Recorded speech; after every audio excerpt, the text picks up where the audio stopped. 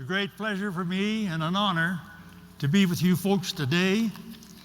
And I'd like to congratulate Mr. Raymer for thinking up such a great idea as this meeting. I've enjoyed very much the presentations which we've heard, and they've not only been interesting but informative. I see that the operating scene there is before you. As you know from my bibliography, I am a cardiac surgeon. And one way to prolong your life, of course, if you need it, is to have some surgery. And I spent most of my life doing coronary artery bypass grafts. This is for people who have coronary disease and are in danger of having a heart attack, as you know. It's expensive and it's painful, and it's much better to prevent this condition if we can. Now, I'm here to talk to you about prolonging your life.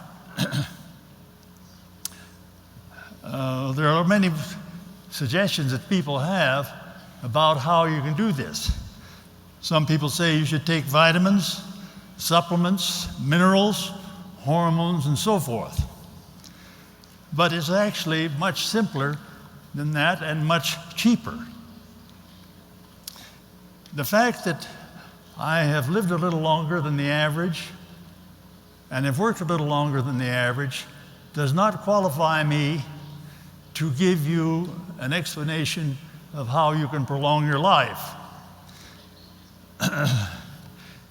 People have all sorts of theories about this, but there's been good scientific investigation done into what lifestyle will help you live longer. And whereas I am not an authority on it, there are those that are, and they spent a considerable period of time in studying this subject. And I'm going to refer you to three sources which I consider to be at the cutting edge of longevity. These three books are the China Study, the Blue Zone, and How to Prevent and Reverse Heart Disease. The Blue Zone was written by a young author who worked for National Geographic.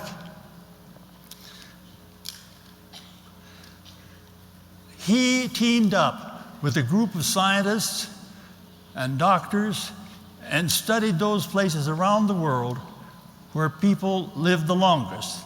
And what they found out was that these places were in Okinawa, Sardinia, Costa Rica, and Loma Linda, California. Now, I don't know much about these other places, but I do know about Loma Linda because I've lived there for 50 years. And the reason why his attention was drawn to Loma Linda was because a fellow by the name of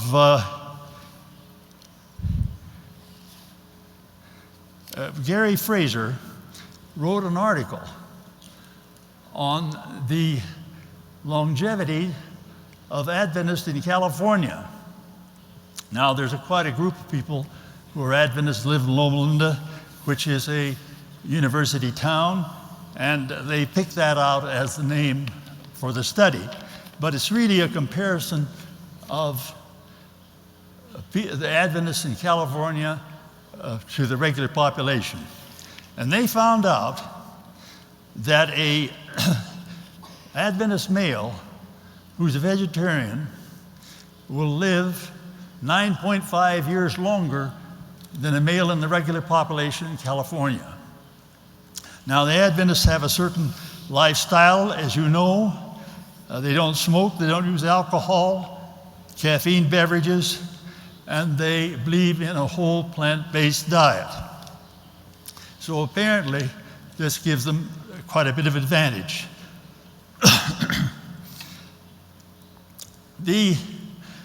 study which was done, this is a picture of Loma Linda Medical Center. And I want to direct your attention to this book written by Colin Campbell of Cornell University. And he made a study of 880 million Chinese, and he discovered that those that had the best health were on a plant-based diet, and that the ones that used animal products were the ones that had the Western diseases.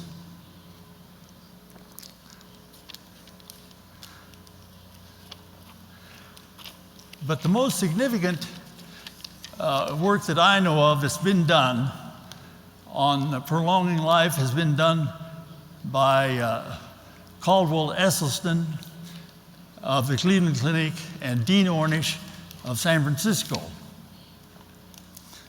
Now, these individuals are the only people that I know of that have actually shown by laboratory studies that they can arrest and reverse coronary disease.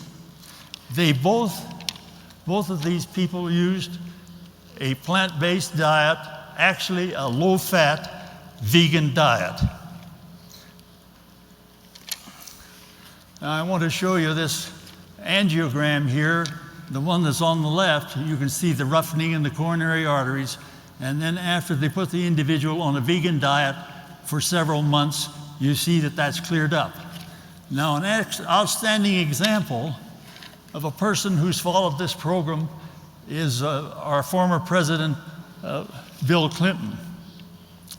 He had bypass grafts done in 2004, and he thought that he didn't want to go through that again, and so he got on a vegan diet, and he is an outstanding example of somebody that has done that.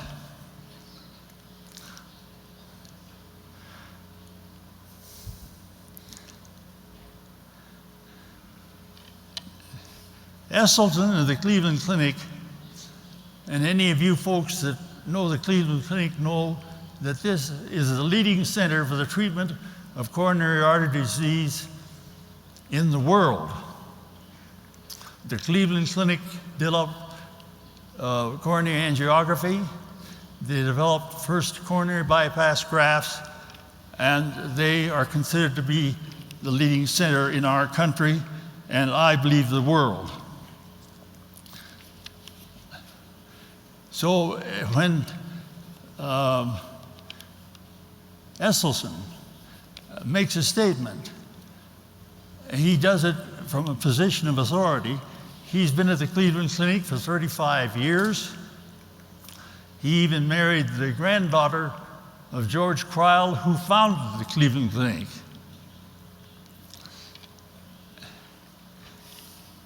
And he has, as I've stated, and you've seen, actually reversed coronary artery disease. In our country,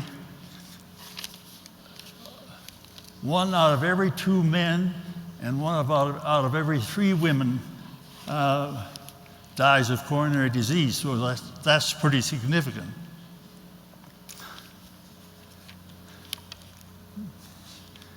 In summary, if you want to live 10 to 15 years longer, you should live on a whole plant-based diet. Now, I emphasize whole plant-based because you can be on a plant-based diet and it can be refined so that it is not as healthy as it would be if it had all the nutrients in it. And it's valuable that you take some nuts with your diet. It has been shown that people that eat nuts regularly extend their life for 2 years. Actually, this matter of drinking water is important.